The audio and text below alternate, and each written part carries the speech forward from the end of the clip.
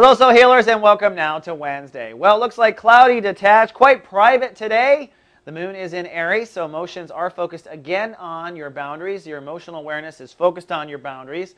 So however you're feeling today is a reflection of where you need to have boundaries. If you're feeling unsafe, well, there's a boundary. There's a gate left open somewhere. If you're feeling betrayed, well, someone probably has crossed a boundary, but this is a time where you can really get to the depths of where there are boundary issues. And you're kind of charged at the boundary too. Maybe you're feeling quite safe and you want to open a door to someone else. Bow, chicka, bow, wow. Sometimes that does happen as well.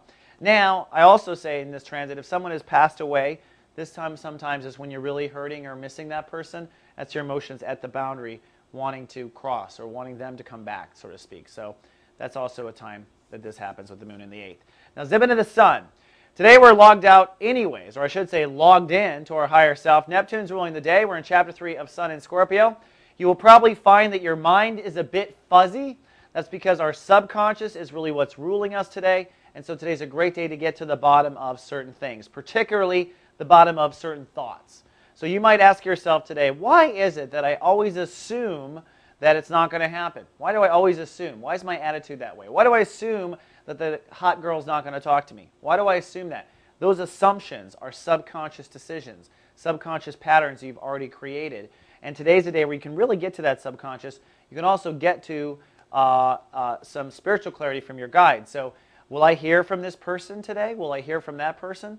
You can ask the universe if they're thinking about you, and today you will find out. You'll get a yes or no answer. This is a psychic and intuitive day for everyone on the planet. And then lastly, Saturn.